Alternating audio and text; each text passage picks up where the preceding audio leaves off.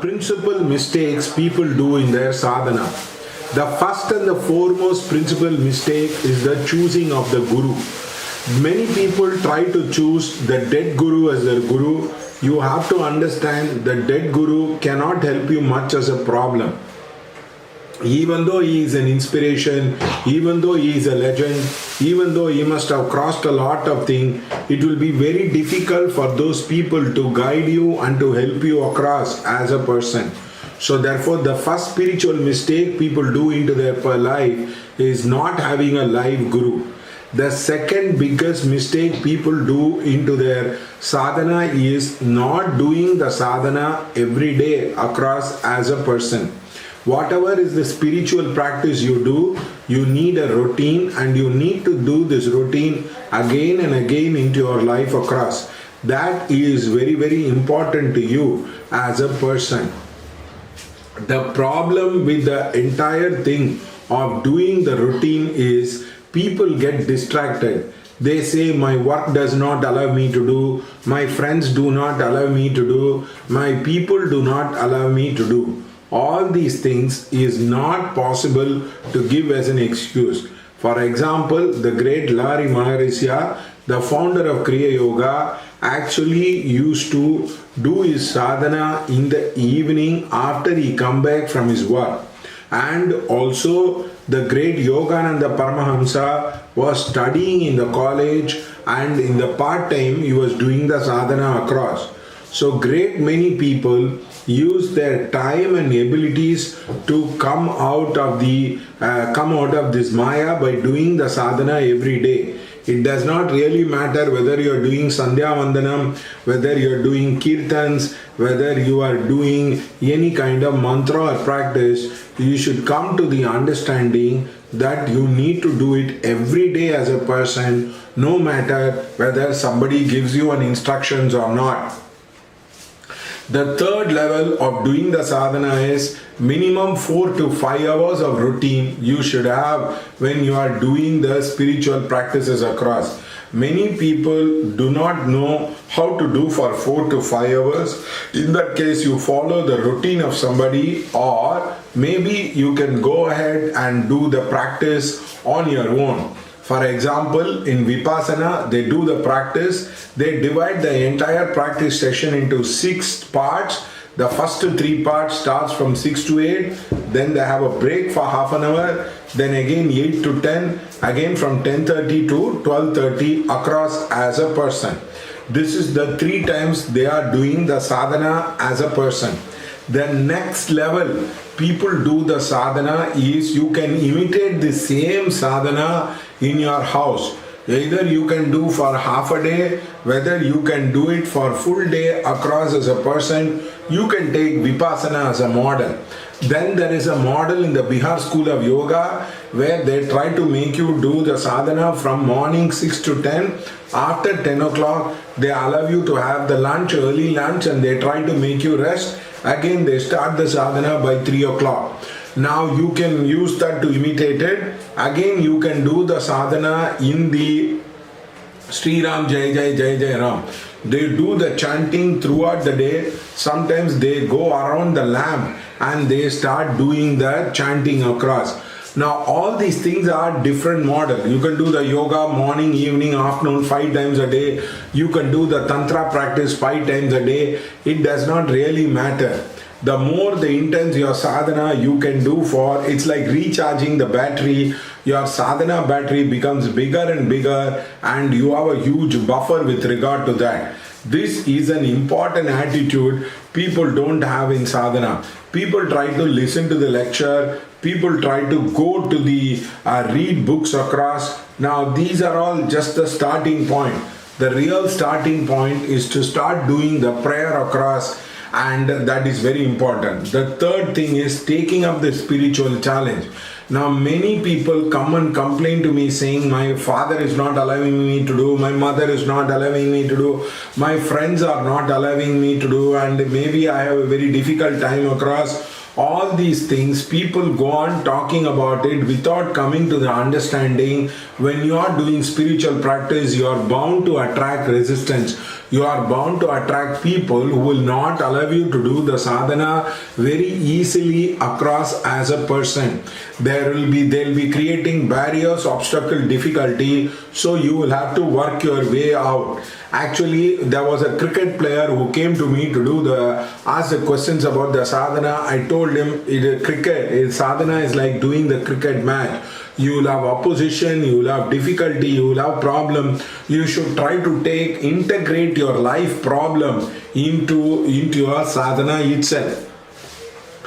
So, for example, somebody doesn't have money, they can do the Mahalakshmi sadhana to understand the nuances of money. Somebody is talking about education. This goddess Saraswati sadhana can be taken to understand about the education. Actually, the problem with many people is not financial freedom, which does not allow them to do the sadhana.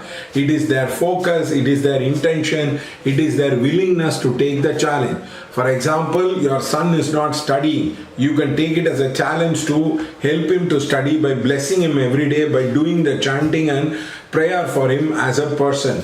Women are very good at it. They try to take their personal problem into the sadhana and they try to overcome any difficulty across as a person. So this is the third attitude. Don't try to ask for easy things with people, easy things where everybody should be cooperative and they should do the ego massage where you think you are doing the sadhana. Sadhana means you will be facing resistance, difficulty. You should be willing to take up the challenges across. The fourth thing is you will be given always a priority. It is choosing sadhana versus choosing fame. Choosing sadhana versus choosing money. Choosing sadhana was writing a book. Choosing sadhana for something else. The either or choice will be given again and again into your life across. So you will have to come to the point of saying repeatedly, I choose God, I choose sadhana, I choose my practice as a priority than choosing all these things across. It does not mean money is bad, it does not mean the fame is bad. But you have to understand fame is a component where many people have got lost with their sadhana. Many people do the sadhana and they become very famous. It is Tapeshwari me, Rajeshwari, Rajeshwari me, Narakeshwari. That is, you start enjoying the fruits of the sadhana. You get money, you get wealth, you get popularity. Lot of people will come and respect you across a person. Suddenly your mind is taken away from the sadhana. You can think, why should I do the puja today? Why should I do the prayer today? Like that, you will get distracted across. So it's very important that you do not take the mind off the sadhana. If it is a sadhana and something else, it's sadhana like going abroad, sadhana and doing a retreat versus going abroad, doing everyday practice for doing something else. Try to stick on to the sadhana than anything else in your life. You will evolve a lot, you will evolve faster across, because everything is transitory in nature. One has to come to the understanding that sadhana, guru, God is more important than the other thing. The first important thing is, if you have situation and circumstances which are favorable, then try to extend your sadhana time. For example, you have a holiday on Sunday and nobody is disturbing you, then it is better to improve your practice from 4 to 8 hours. Whereas if you are having a very difficult day, just coming and doing it for 2 hours itself will be very, very helpful to you as a person. So don't try to get carried away into your life across, because many people have this as a main problem into their life across. So if you want to do sadhana into your life, when it is a bad day, try to do the minimum sadhana. When it is a good day, try to extend your sadhana across. It is like a gym and a fitness guy. The gym guy will do more if he is feeling very elated across, and if he is having a very tough time, they will keep the routine at least to a minimum. So these are the main mistakes people do into their life. Normally what happens, they have a guru who demands a seva. All these gurus have a very, very common thing. They want to have a free workers into their organization. So they call you, they make you do the seva, they don't pay you. And once you are leaving them, you are having only punya and you have a lot of financial insecurity into your life across. So please understand, in the name of Guru, somebody exploits you, somebody does not do sadhana, please don't respect him as a person. I know one Sankaracharya who finds it very difficult to do, get up in the morning and do a puja. So he does one puja at 12 o'clock, again another puja after the 12 o'clock, and he says, I have done 2 pujas. No, that is not the thing. You have to get up and do one puja in the morning, means you should be willing to follow the niyama across. So please understand that don't choose a wrong guru. Do sadhana every day, whether you like it or not. In bad days, do minimum sadhana. In good days, try to extend the sadhana, and don't try to ask for easy situations where you can do the sadhana. And finally, be thankful.